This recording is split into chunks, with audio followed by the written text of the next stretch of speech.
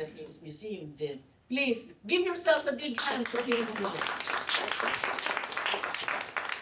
When I sent the invitation by email, and then I had a former associate attorney saying, my husband and I are coming, said, oh, this is good because of all those who have answered, she's one who was an associate in the law firm of Mr. Lewis and Clarkson.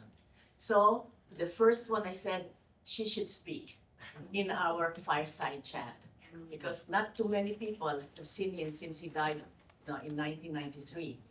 And then, of course, I'm going to be here with our house manager. He was hired by Mr. Lewis 1988 and has been with us ever since, Lucian Stout.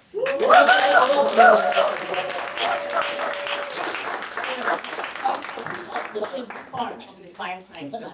So can I please call on Diana Lee? And please come. Yes. Thank you. If you notice very briefly, she and her husband were in that 20th anniversary. Yes. You see that? Yes. All right. And then may I also call on Lucian Stout to come here and sit. It's in the bathroom. Where's Lucian? You ran to the bathroom. All right, so you have first. Thank you. Thank you, Diana. Yes, very good. So maybe just give them a brief introduction of where you were born, you know, your family background, brothers and sisters, your husband and your children. And then we'll go to, I'll ask you the next question is, how did you come to know Reginald F. Lewis? Reginald Francis Lewis. Okay, here is Diana Lee. Well, I was born in New York City.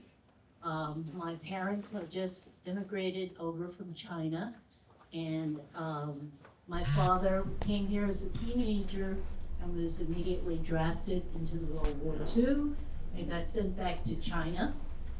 He was part of the Flying Tigers over there, if anybody has ever heard of that. And when he finally came back to the U.S., I was immediately born thereafter. So I'm a true New Yorker. I've always been in New York. I went to Queens College of the City University of New York, and I went to NYU Law School. I had four siblings. I have two sons. I'm very proud to say one of my sons is president of a museum also. He's president of the Museum of Chinese in America. And in Chinatown, in New York City. So if anybody wants to visit there, please tell me and I'll make the arrangements. And I've been an attorney for 50 years now. Wonderful. So she is a New Yorker, and I just want to know, your father was not in law, and none in your family was a lawyer. So how did you choose to become a lawyer? My father was a Chinese laundryman. We had traditionally, when Chinese came here, they became either a waiter or operated a Chinese laundry, and that's what he did. And my mom worked first in a clothing factory when they had manufacturing in America, and she also worked in the laundry. So how did I become a lawyer? I had no idea what I wanted to become when I went to Queens College. Somehow I took a pre-law course, and the professor there, who ultimately became a judge, nominated me for the Outstanding Pre-Law Student of the Year. So I said, oh, maybe I should become a lawyer. So that's how I did it. I actually wanted to join the State Department. Back in those days, they told us women don't belong in the State Department. So there went that dream. So I decided I'll become a lawyer. I had no idea what lawyers did. There were no lawyers in the family. We had no contact with lawyers. But I was good at the pre-law course, so what the hell. Very good. And so you became a lawyer, you passed the bar, I suppose? So what happened then after the bar? Well, actually, I passed the bar after I became employed with Mr. Lewis. he didn't come actually, one of his partners came to NYU looking for, as part of the recruiting program, to try to find the lawyers for their firm. I ultimately, I was not good at getting a job because I was really not interested in representing corporations and stuff like that. And my response at interviews with big law firms was, well, what do you do for pro bono work? And they really didn't like that. So I think at the interview with, I think it was Josephine Thorpe, is her name?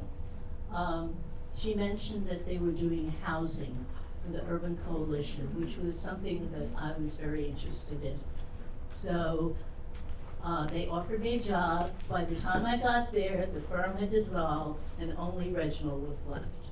And he was not doing housing. He was doing corporate law. So that's how I wound up doing corporate law with Reg as one of his first associates with the firm.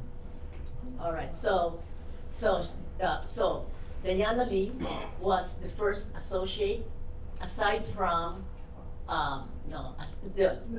she said about Josephine Thorpe.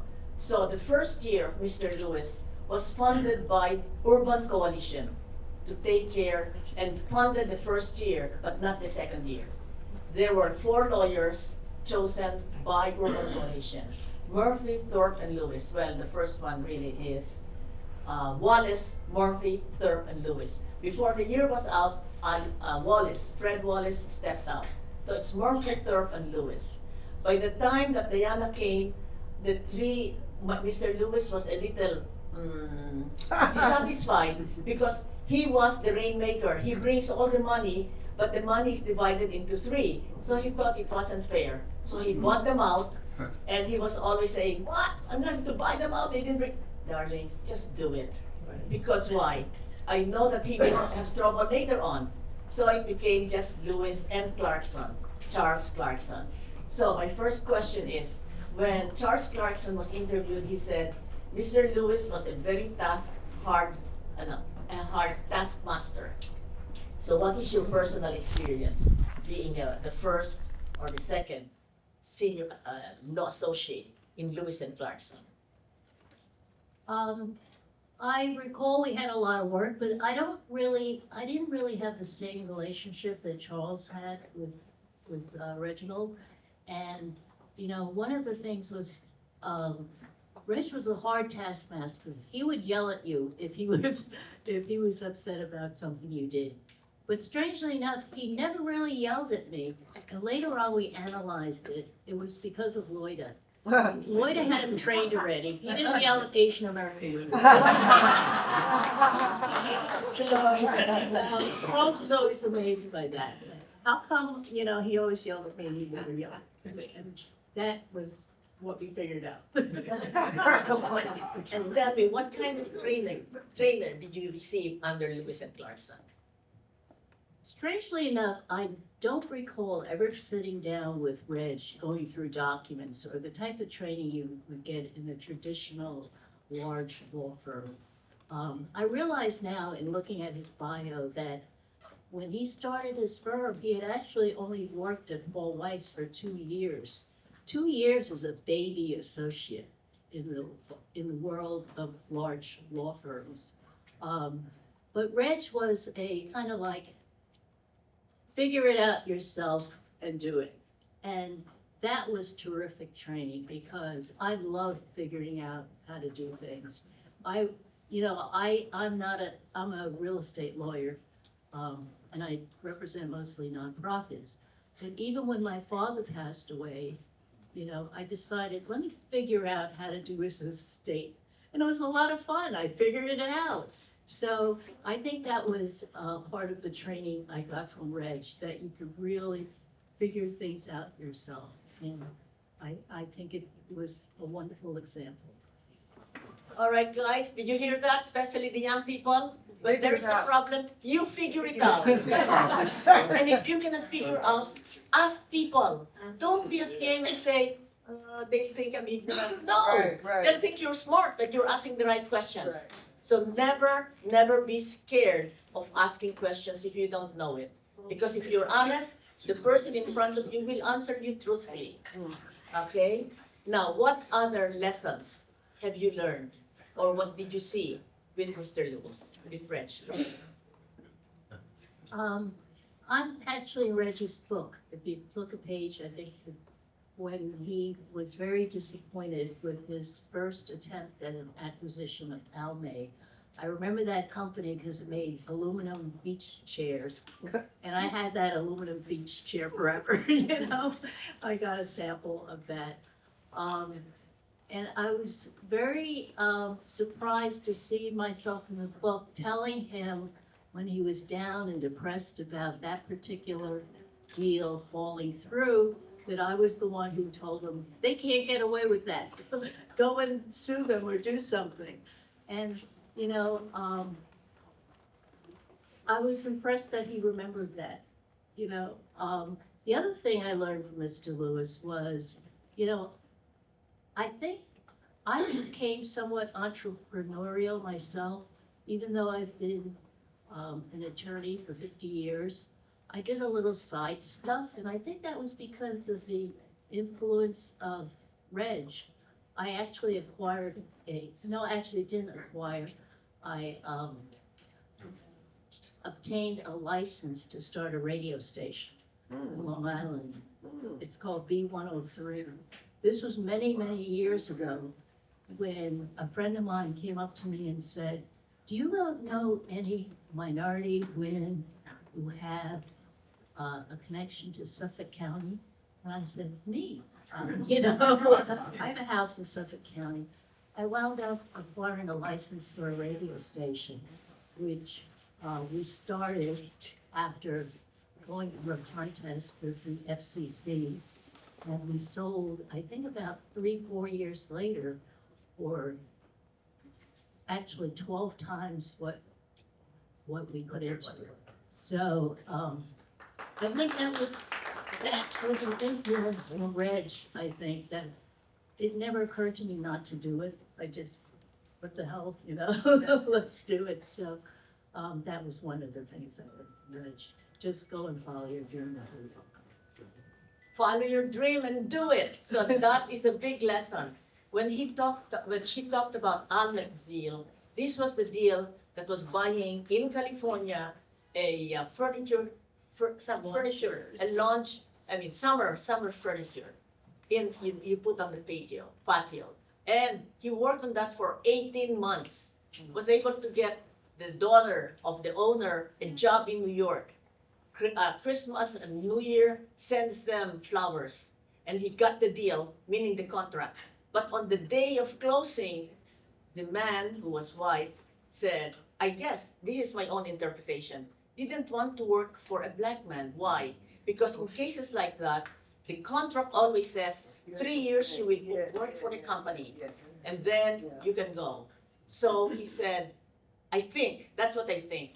On the day of closing, he started to tell a lie that Reg, Mr. Lewis, told him to take 2 books. One for IRS and one under the table. And that was a total lie. So he started, what? You, SOB? And then the other one said, you, FUCK? I mean, you know the deal is down the drain. So all his work of 18 months gone. And in his book, I didn't know this myself, he wrote this down, that he was close to a nervous breakdown. So when Diana Lee came to him and said, what? Let's sue the bastard. That gave yes, because that was defamation. And so because of that, the lawyer sued, and with the compensation that was arranged by the lawyer, we bought our first summer house in East Hampton. Oh my And so, thanks to your inspiration and your view to him, that's where Mr. Lewis healed. Because he was saying, how could I work so hard and fail? And so for all of those of you who try so hard to get the American dream and fail, don't give up. Because Mr. Lewis says, I'm pointing fingers to, not me. Oh, it's because of racism. But 3 fingers pointed at him. He said, I was not ready to get the deal. And so he said, well, then, Reg, get ready. So for all of you who have experienced failure, all right, just find out, what did you do wrong? It's not, oh, because it's his fault, his fault. No, 3 fingers are pointing at you. Then, if you have the humility to know, you will get up and rise. Okay. Thank you, Diana Lee. Thank you.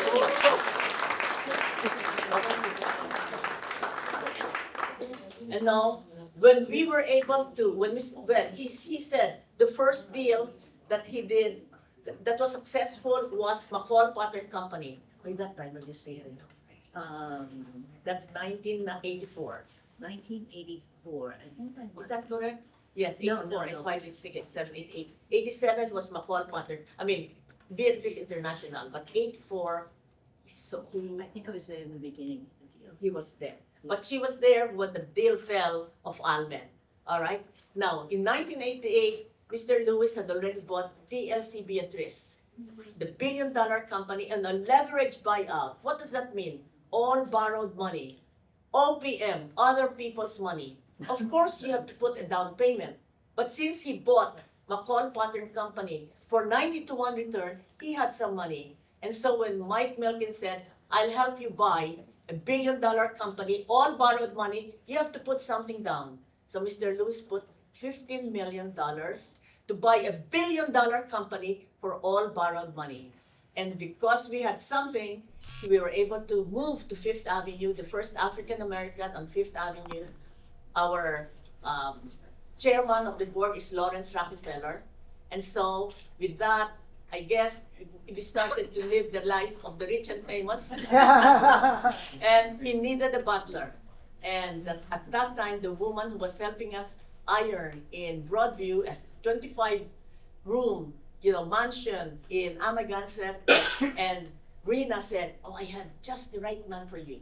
And that is Lucian Stout, and here he is.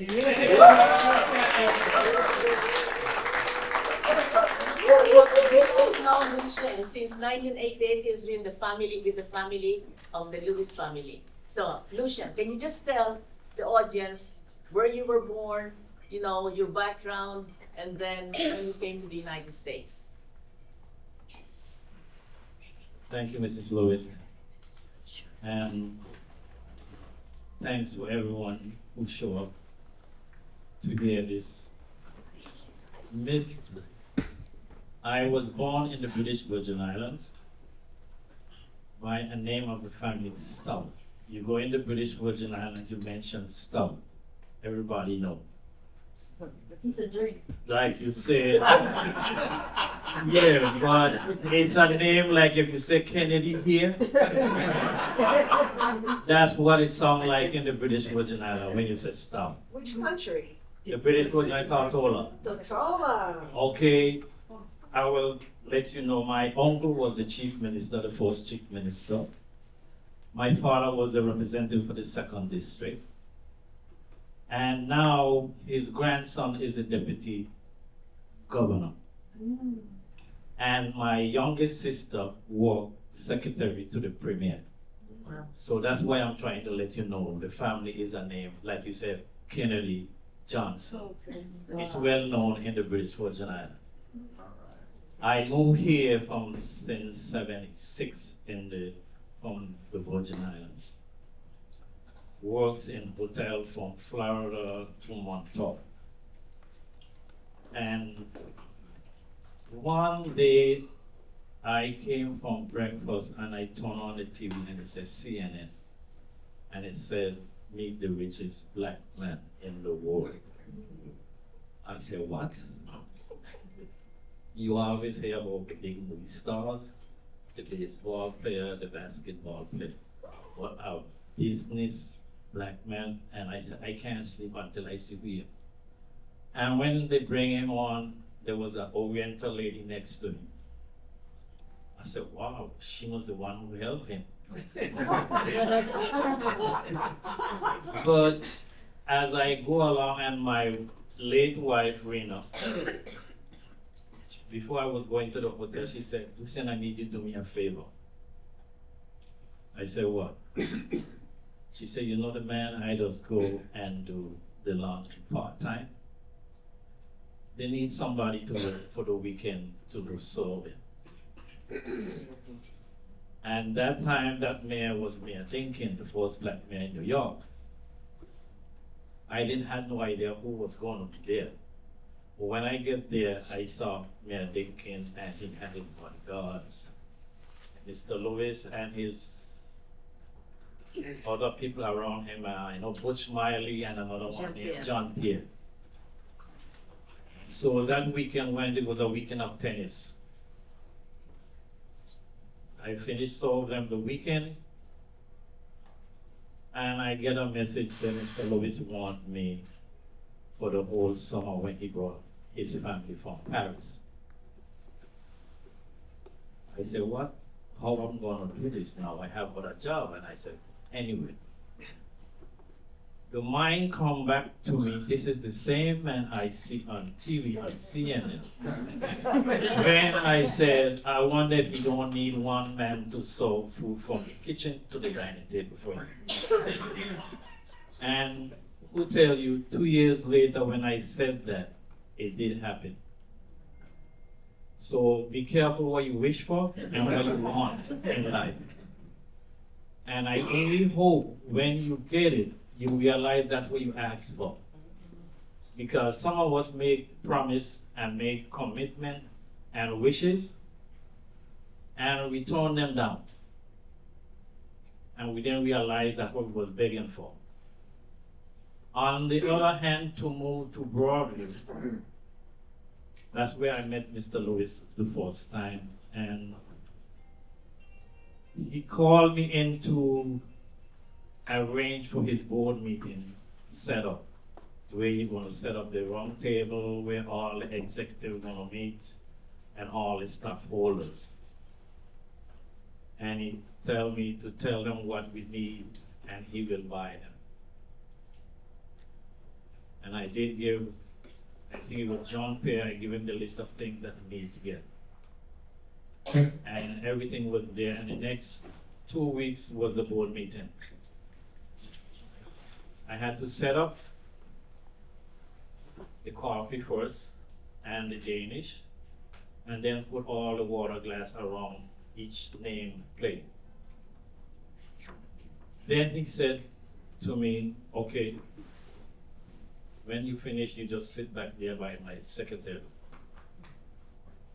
I sit there, and I walked back up now to check to see if everything was going fine.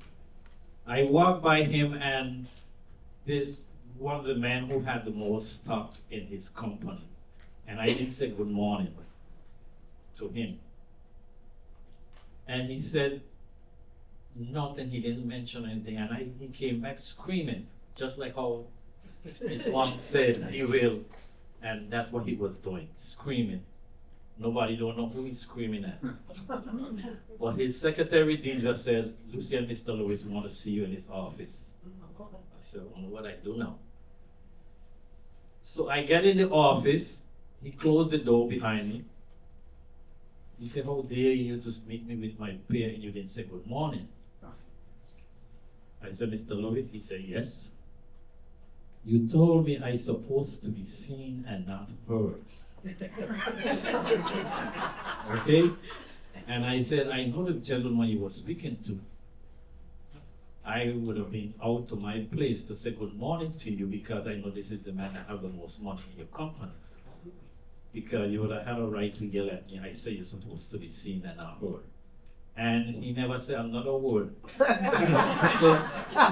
So when I come out of the office, his secretary, his accountant, his driver, what did you tell Mr. Lewis?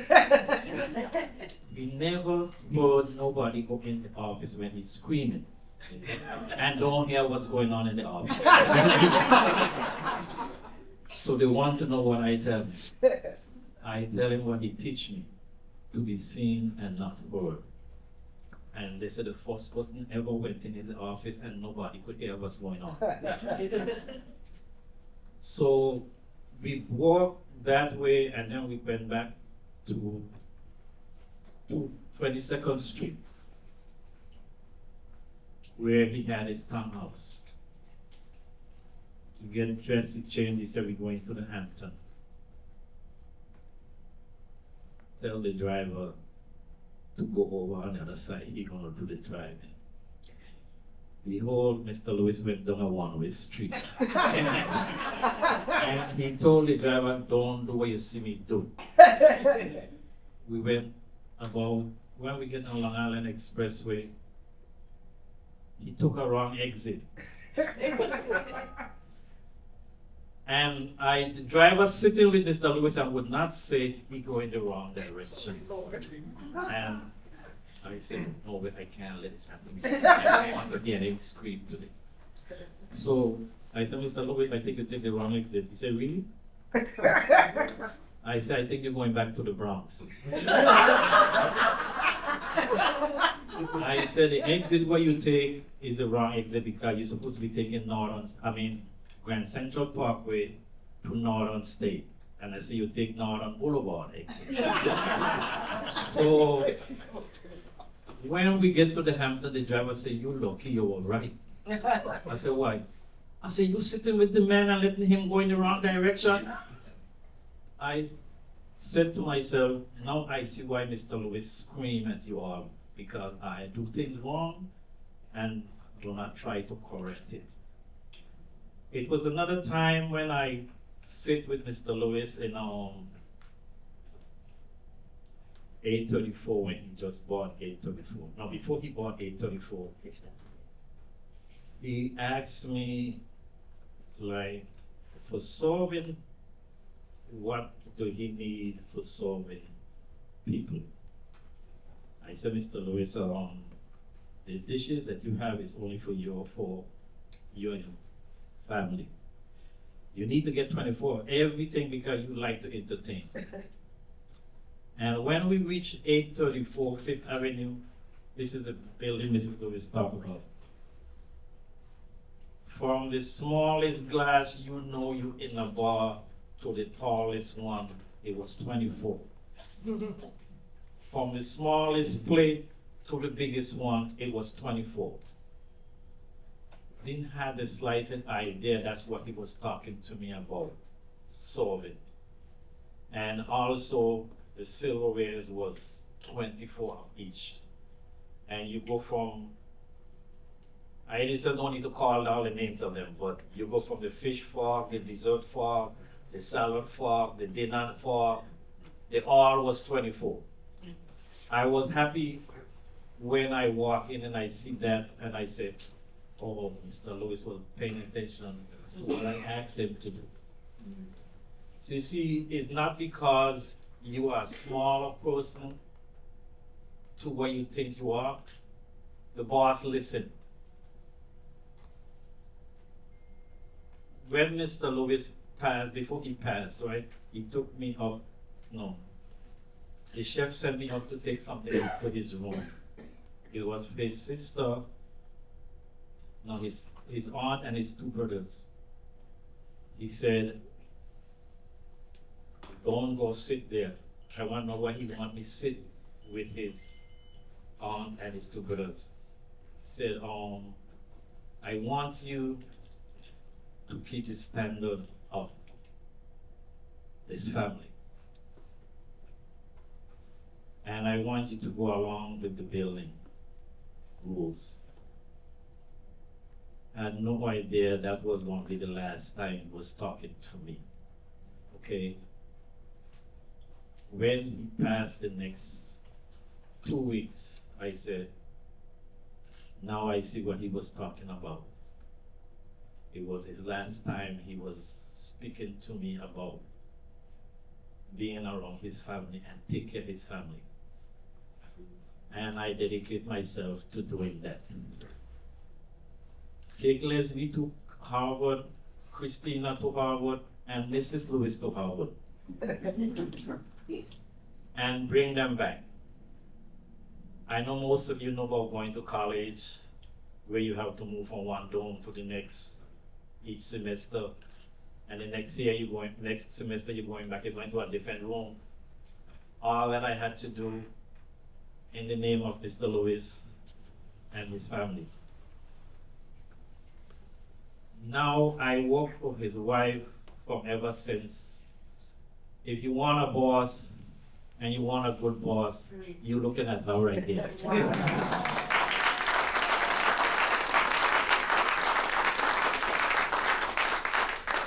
With Mrs. Lewis, what I was impressed with when Mr. Lewis passed,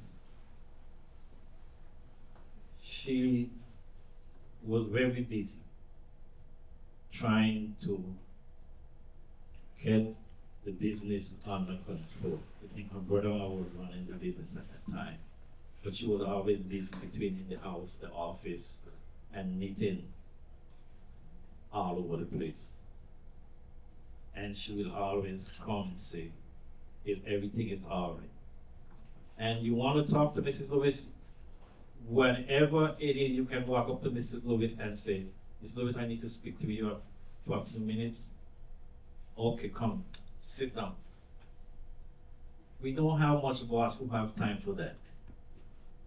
Most boss always have you talk to somebody below them. And when you have a boss that speak direct to you, it gives you different feeling inside that they respect you and they understand you. Mr. Lewis used to do the same thing to me. He will talk. I would say, Mr. Lewis, I need to speak to you. He will say, give me a half an hour.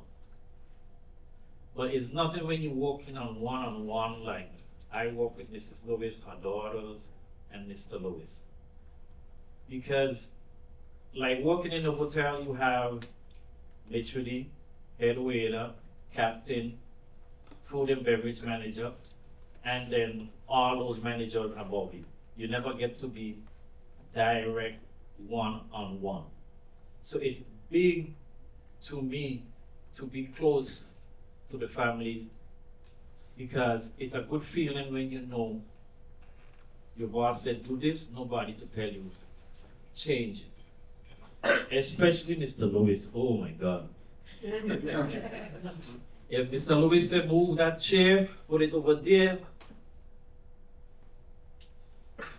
nobody could come and tell you why you move that chair over. If they say that, all you have to say, Mr. Lewis said, put it over there. And conversation finished. That's what I like about him. And another thing I learned from him is when the two of us alone in the house, he will say to me, I expect 4 phone calls. And he gives you the names of those phone calls. As much as Mrs. Lewis is in Paris, his mother is in Baltimore, and his daughter is in Harvard. Their name is not on the list, don't send the phone call. You take a message. And when he come, he know every time the phone ring. Any message from me? And then you give him the message book. You don't dare send a phone call up to him if that wasn't on the list. Just like how young lady over there said, you will hear the different language name.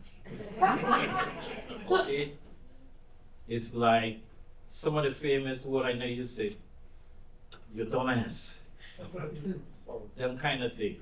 And to me, that's why I have respect him for one board meeting I set up for, and I was sitting in the back. I hear him raising hell with this man second to him and one of his lawyers. And I said, wow, these guys help him keep money in his pocket and talk to them like that?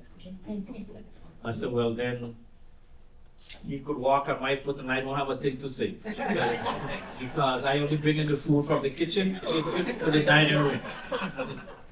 And setting up his board meeting. So it was very pleasing to me to work for Mr. Lewis, and more pleasure working with his wife. Thank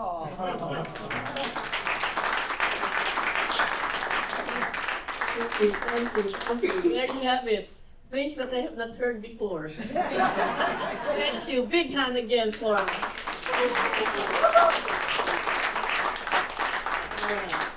So, and another big hand for Diana Lee. We have a few minutes.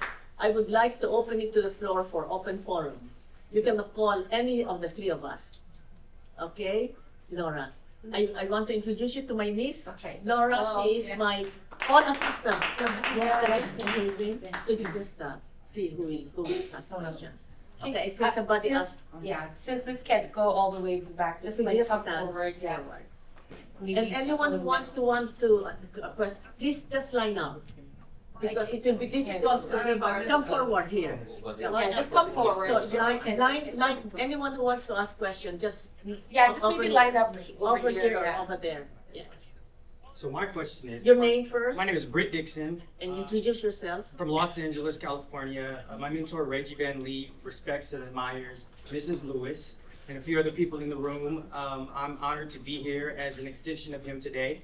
My background is entertainment business. I grew up as a classically trained dancer, but I spent the last 2 years working at Creative Artists Agency, which is the world's largest sports and entertainment agency. My question is, definitely the book of Mr. Lewis's book was one of my inspirations before I started working on the corporate side of entertainment, like way, way, way before, as most people, most African Americans are.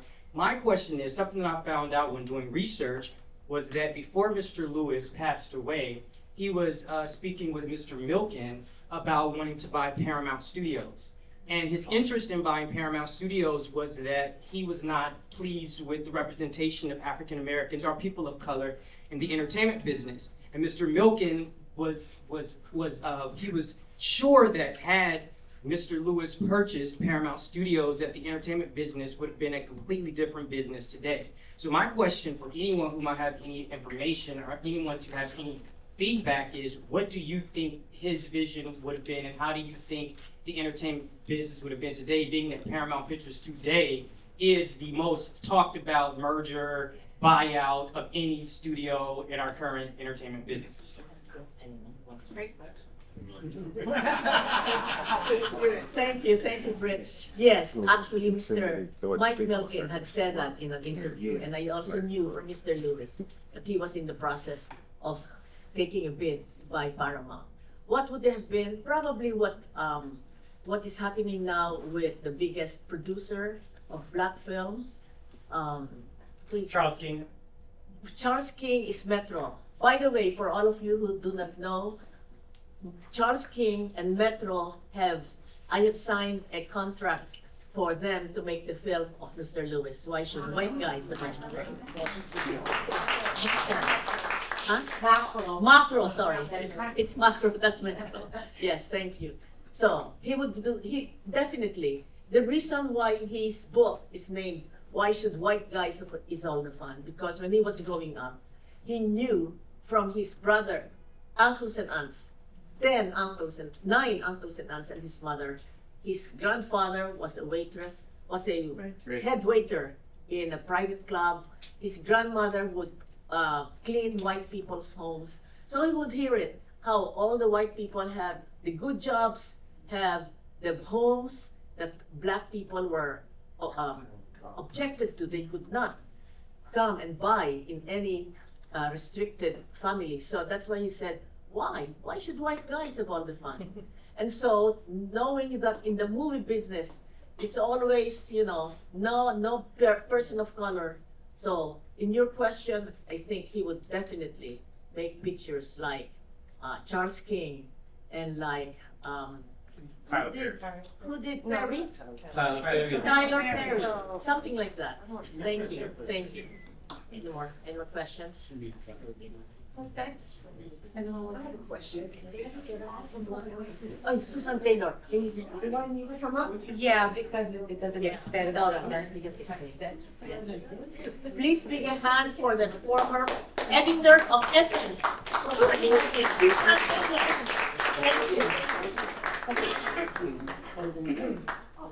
Most often when our men marry outside of our race, as African Americans, we lose the families. It's been so extraordinary, LOIDA, to watch you over the years embrace African Americans as though we are one of you, and we are. we didn't lose Reginald Lewis, we didn't lose your children. You embraced African Americans in a unique and very profound and very clear way. Here we are.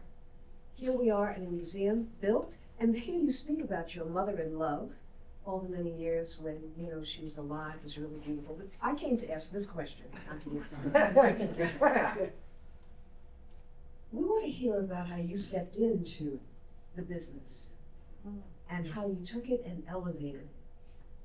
Because you were not that involved in the building of it, or were you? I don't know that part of the story. So tell us how you took that business, what you did with it, how you learned what you needed to know to grow it and move it forward and really elevate it to heights that I don't know if Reggie, who I knew, would even imagine it could reach. Thank you. Big hand, please, for Susan Ginsburg. Well, I must confess that before you all came, before we came here, I called Susan last minute. Susan, I decided, since two people who knew Mr. Lewis will be here, to have a fireside chat, Oprah Winfrey style. Can you be Oprah Winfrey?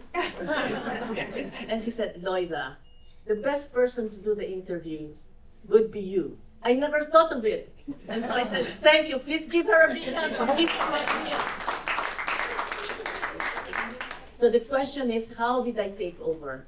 Well, as you all know, or maybe you didn't know from the film, that when he died, I was really totally a basket case. Because the biopsy, December 31, confirmed what we all suspected and what the doctors have suspected, brain cancer. And when he asked, is there any cure? There will be no cure. What about chemotherapy and radiation? It will only lengthen your life. And so he decided no chemotherapy, no radiation, you know, he will fight it through. And so in 19 days, January 19, he died. So for me, it was like, what? I mean, it was like the sun started to shine. I lost the sun. It was darkness. And I had to take really control of myself because it was the last thing I expected. I had expected that we would grow old together, that we will enjoy our grandchildren together. And so it just happened so fast. And so there was nothing else in my mind. I even forgot to tell Christina, who was at home, and she's very resentful, that I didn't call her. Her father had died. There was just really darkness, darkness, darkness. But I am so glad I am Christian, I'm Catholic. I never lost faith in God. I never said, why God me? Why me, God? Because I know that in my darkest of night, God will be there to help me. So it's almost like, Lord, help me, be with me. And I love Isaiah's phrase, a mother may forget the baby on her breast, but I will not forget you. And also, I have carved you in the palm of my hand. So during those darkest nights, that was my inspiration. And so it's almost like God lifted me up. And in 6 months, I was able to walk. What does that mean? Meaning to say, I was able to get myself together and to find, what do I have? So for all of you who have problems, you know, have faith. God is there to enlighten your mind. First, I have 2 daughters. I will be mother and father to them. So we continued with the policy that I had with Mr. Lewis. 2 things. Do your work. They're not working, but their work is to study. So study. Continue to study. So I'm so glad both of them graduated from Harvard cum laude. Next. Mr. Lewis was in the process of finishing his book. Why? Because when I was writing my book in Paris, I was learning finally how to do the computer, and Mr. Lewis would be dressing up in the bathroom, and I'm typing. And as soon as he's ready, I'd stand up, see him to the door, bye darling, have a good day, and then go back typing. But one of those days, I was so intent on writing my book on how to get a green card, he stopped and said, "Oh, I'm jealous. You're writing a book." I said, "Darling, you have a book to write, your own life story." And that's when he started writing. So when he died, it was not finished. So I was able to find Blair Walker to finish the book. And that's what you have downstairs. Why Should White Guys Have All the Fun? And it became a bestseller in Business Week. So that's number 2. Number 3, the company, Beatrice International, was floundering. And he had, when he knew that something was wrong, he asked his brother-in-law to be his vice chair. So immediately when he died, he became chair. But you know, sometimes he was a very good vice chair, a very good number 2. But sometimes when a person becomes number 1, he doesn't know what to do. So the company was floundering. 1993, 1994 was the worst recession in Europe.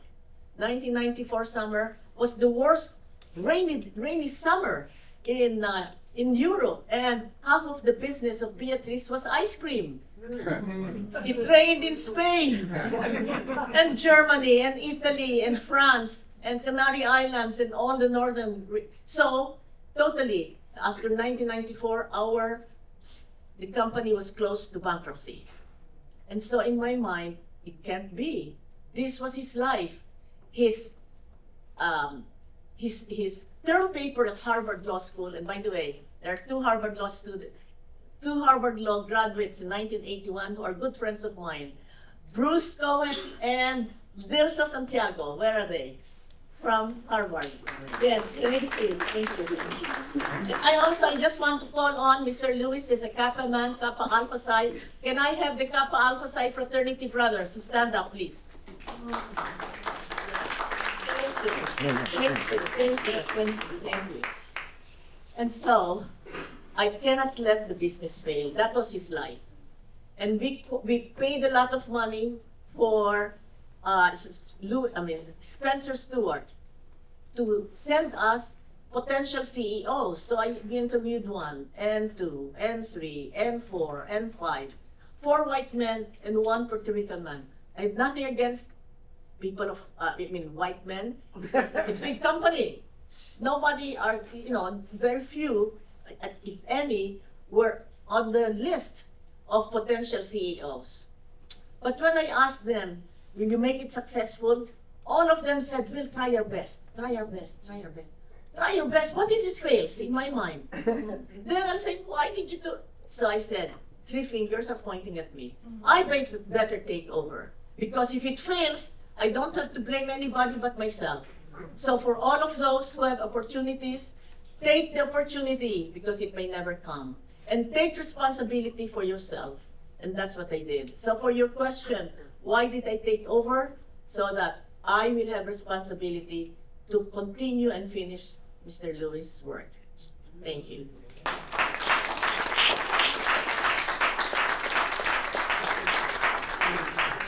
Anyone else?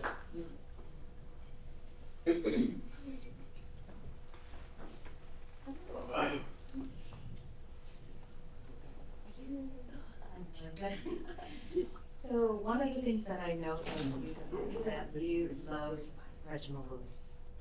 And for me, it's the greatest love of all. And I know that it's hard, but to uphold his legacy in the way that you've done it is incredible. And to me, it takes a strong person with God's love and guidance, your strong point, your cornerstone, to continue to live and to give us everything that you have because of this great love that you have for your husband. Can you share your secrets of how you are able to smile and have so much love that you give to all of us? Because I met you years ago, and you reach out and you became an inspiration. So there's something so special about you, and we all love you because of it. So I don't know if there's anything that you can share on how you were able to kind of channel all of the challenges that you've had over the years to continue the way that you do. Just give your Drew. Oh, sorry. Vivier. So she introduce yourself. Sure, I'm sorry. Journey to Vivier. I am producing a documentary about African Americans on Wall Street, and I had the pleasure of interviewing LOIDA Lewis, and I caught from that moment of interviewing her how great and how deep that love is that we all cherish today. Thank you very much. All right. First, why did I fall in love with Reginald Lewis? Because I grew up in the Philippines, as you can see from my accent. I was at the University of the Philippines, what we consider the Harvard. Harvard is the UP, University of the Philippines of the United States. Anyway, it's the best for me university in the Philippines because we have several presidents of the Philippines graduate of Harvard Law School. Of UP Law School. And so in my class, we were around 10 women, 50 men.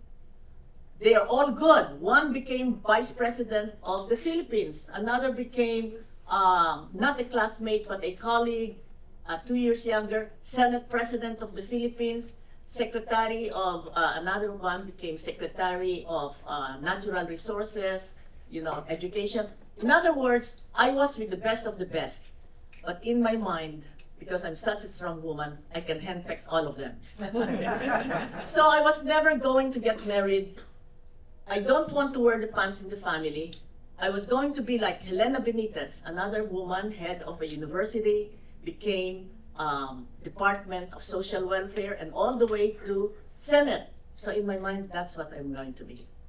But when I came to the United States and met Mr. Lewis on a blind date, he was different. Different in what sense?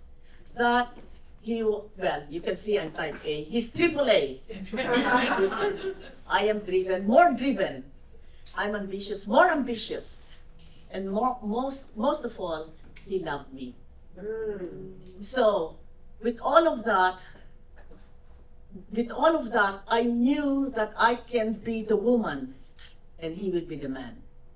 And so during our first years of marriage, I must tell you, it was hard with all of the SHIT and SO and all of that thing, in my ears when he's angry. I even called my mom, my mother-in-law, Mrs. Fugit, to say, Mom, I can't stand it. I'm going to leave. Really, I did. I was at that point. And I just love her because she said, Loida, I know how you feel. But just go to the toilet, spit on it, and flush it. You'll feel better. Really, it did. In other words, I had somebody to call on. And I knew also that Mr. Lewis is father and mother separated. The mother left his father when he was 5. And why? And for whatever reason, yes. He did ask one of his aunts, why did my mother leave my father? Because he was not ambitious enough. So from a young mind, he said, my woman will never leave me because I'm not ambitious enough. So that's aside. But having known that, it slowly dawned on me because in the first party I attended with his friends, and somebody asked me to dance, so I danced. And when I came home, oh my God, I got it. He was so jealous. It was not even in the mind about this. So I knew in my mind he will be always behind his mind that I might leave him. So at the beginning, I also told him, darling, I'll give you 110%. If that is not good enough for you, you can walk out the door. I can take care of myself because I will never leave you. So whenever we have a party, not dancing with anybody else, just him, looking at him. Because that's the truth, I don't care anyway for anyone. So, the question, why do you love him and why do you continue to love him? Because that's why when I left him, okay, I have to say this too. So, the first date was rough because he started that. Okay. I did not know that when a man on a date, invites you to go to his apartment, it means something else. So when he said, would you like to see the watercolor of this friend I met in my trip to Europe? Of course, go to his apartment. And in his apartment, there's just a love seat. So you're close to each other. And then he started to make advances and I responded. But because I responded, he thought that means something else. So he carried me and was going to bring me to bed. And I said, what? No, no, no, no, no, no. And the gentleman that he is, no, that nothing happened. And so when I reached home at the hotel, wrote him a letter. I never want to see you again. I will only be intimate with the man who will be my husband. That was it. 1 week later, he called me up. He said, oh no, he didn't receive my letter. So we went out again. We had a good time, meaning we enjoyed each other's company. He brought me back to the hotel. And as he was close to before I went into the door, I said, I wrote you a letter. Yes. What? You received my letter? Yes. I told you I don't want to see you again. And then he said, smart as he is, LOIDA, I'll never do anything you don't want me to do. He's right, okay? So we continued to see each other again. By December, he invited me to go to the Empire State Building because on the ground floor was Count Basie, big, okay? So when we were there, we were dancing. I said, no, I don't think we should continue seeing each other again. And he said, why? Because I'm falling in love with you. You may be falling in love with me, but I'll break my heart and I'll break your heart because I'm going back to the Philippines. And then he said, how do you know? That's right, how do I know? So he knew exactly how to. And then finally, around April, we were together, he was bringing me to the hotel, and we're close, we're becoming intimate. What else? So I asked him the question, there was nobody in the subway. Darling, do you want a big wedding or a small wedding? He answered, a small wedding. Where do you want it to be? NYU, they have a small chapel. And then suddenly he understood what was happening. I have a headache. I proposed, not him. But after 1 month, around June, Melly has graduated, finished her master's at Columbia. I have second thoughts.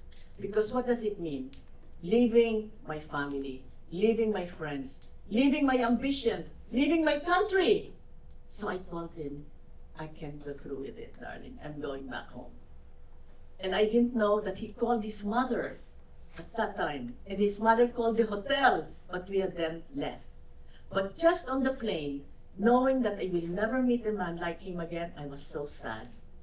And when we reached Stanford in California, because our friends were taking PhD and Masters of Arts, I was not talking to anybody. And the song, you see everything gray, that's true. I could not see the colors, nothing. And at that evening, I was in Jerry Hill's school apartment, and Melly was with Jimmy Ong. We were on budget. Jerry Hill, and I will always be dear to me. Jerry Hill said, LOIDA, if you're that sad, why don't you call him? Never thought of it. ring from his office. And then when he answered, he said, darling, I'm coming back. All right, so that's the love story.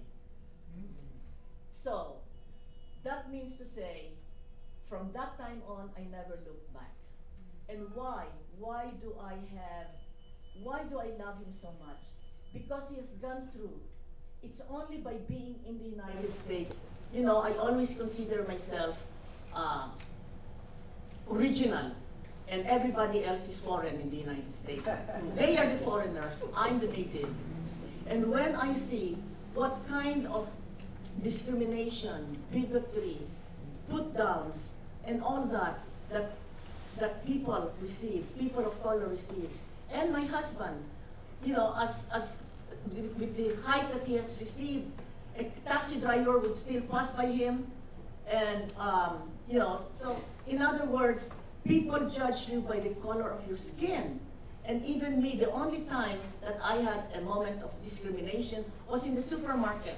maybe I was not thinking or I was not really looking. So I was just, putting my things down to be checked in, checked out. And this white woman behind me said, "You chink." You mean me? I mean, it was like, what? Just because I look chinky eyes doesn't know I'm a law graduate. I passed the bar first time. I'm cum laude. I'm valedictorian. I speak 3 languages. Because of the color of my all you can see is chink. So that's the tiny bit of discrimination that I received. But how much more my husband? How much more his people? So, not only because I love him, but because I understood the agony and the troubles and the hurdles of him and his people. Why could I not be there to help him? So your question, why did you accept his?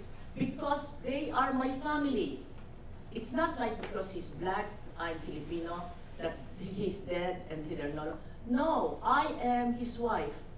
His people are my people. And I understood what Ruth told his mother, Naomi, your people will be my people, and that's what happened. And that's why they are my family. You are my family. It will never be something between us.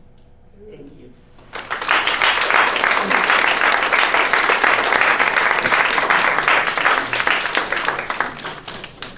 I just want to say one thing. That's why you guys should get her book, because it has many stories like that.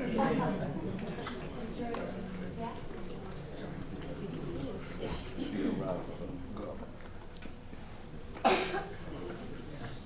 right, thank you all so much for this riveting discussion and conversation. And we are ending our tight-end experience.